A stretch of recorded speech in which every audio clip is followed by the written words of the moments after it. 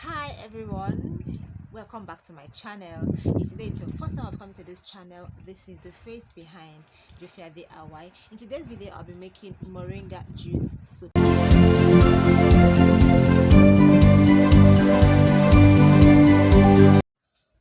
Okay, I've known what I am making by the title of the video. I'll also be adding a bit of turmeric. Okay, I've weighed out all the ingredients. This is shea butter 50 grams. This is Kaolin clay 20 grams. This is turmeric 10 grams. My fragrance, I'm using 9 gram. This is my oil, palm kernel oil here. You can use coconut oil. And this is my caustic soda. I always store my caustic soda into a airtight container. Okay, this is it. I'll also be using 50 grams of the caustic soda. And this is the pot I'll be using to melt down my shea butter. And this is my moringa juice. I blended my moringa and extract the juice as the water from it.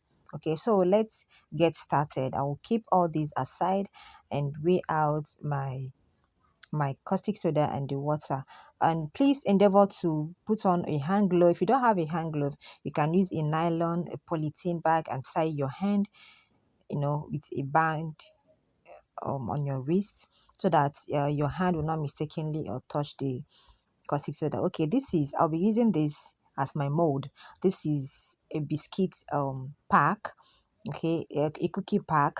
I'll be listing up here. I'll be listing either up or down other things you can use as your mold if you don't have money to get silicone mold. Okay, I'm going to weigh out 50 grams of my shea butter. Sorry, 50 gram of my caustic soda.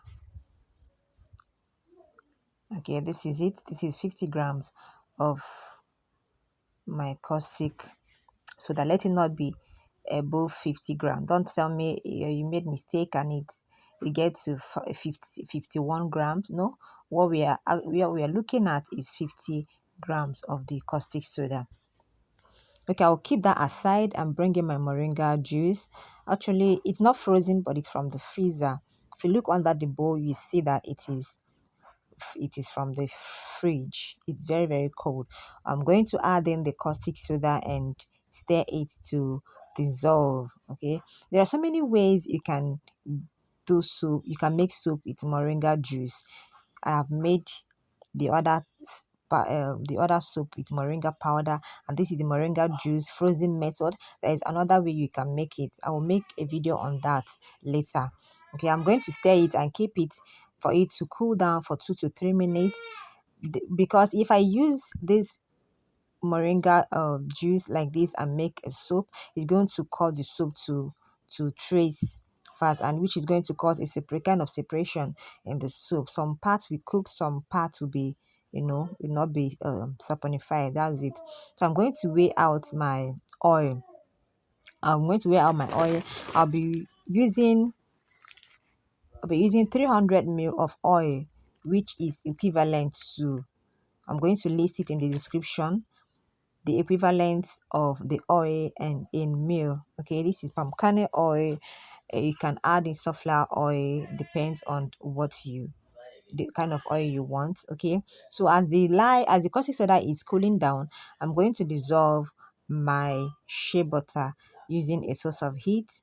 You can use any source of heat. This is my production heat. Okay, so once the light comes up, I'll put the pot on the source of heat and add in my shea butter for it to melt. Okay, I'm going to take off the heat because of my camera, then melt the shea butter and bring it back. Okay, here is it. I've melted it. I'm going to add it into the oil, or the oil into the shea butter, and warm it. The oil and the caustic soda solution have to be at same temperature. If not, the soap is going to cook up fast. Okay, so both the oil and the lye will have to be at same temperature. You will touch the body of the container, you will touch the container like I'm doing now, and also touch the container that the lye is, and if both of them are warm at same temperature, you can continue your mixing. Okay, please, if you don't have a hand glove, you can put on your nylon bag, okay, for protective measure. All right, so I will go ahead and mix everything together. But before I start, I'm going to oil my mold. Okay, if you're using plastic plates, takeaway plates, um, rubber plates, like what I'm using now, you have to apply a little amount of oil on it. I'll be using two of these. Apply oil on it. If you're using a wooden mold, you have to put a nylon. Okay, so I'm going to start mixing. I'll pour the lye into the oil and mix it together. Okay, please, if this is your first time of coming to this channel, kindly hit the subscribe button. If you're a returning subscriber, I welcome you back once again. Thank you all so much for your support. Okay, I'm going to mix it very, very well. Make sure that everything mixes up. Okay, see, if you look at this reaction now, the caustic soda did not cool down completely. It was a bit, a bit hotter than the oil. Okay, that is why the reaction is like this. So you can imagine if you use it and make soup immediately, what is going to be the reaction. Okay, that is why I said if you dissolve your caustic soda, keep it to cool down for some minutes, or I prefer dissolving it and keep it for like 5 hours or to the next day before I'll start my production. Okay, so I'm going to add in the other additives. My honey, I'm going to add in honey. Honey is act as a humectant for me.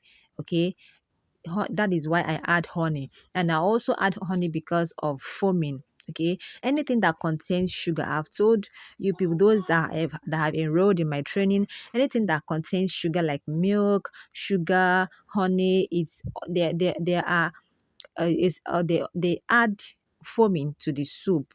Okay, they add foaming to your soup. So if you can add sugar in your caustic soda solution, okay, before you start mixing everything. So I'll add in my perfume now.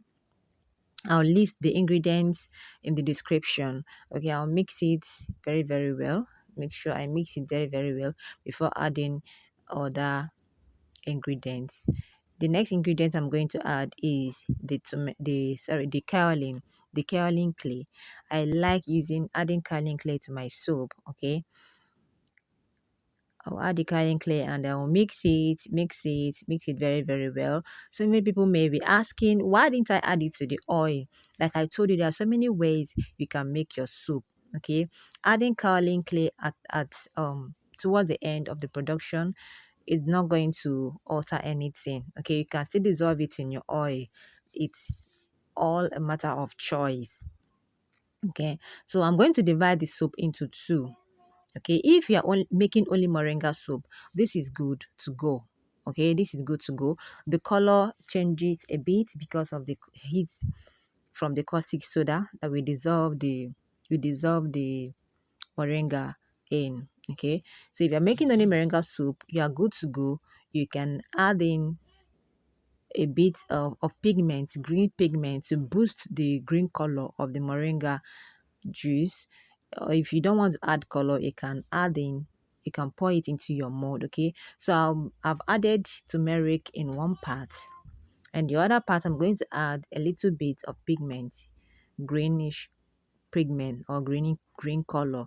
Okay, to boost the greenish of the moringa. Okay, so that's just it. I'm just going to mix the other one and pour it into the mold and wait for from 5 hours, depending on how when it hardens, to 24 hours before I can mold the soup. Okay, don't forget, if you're making only moringa soup, you are good to go. You can add it into your mold, but this particular one, I added a little of turmeric, so I divided the soup into two.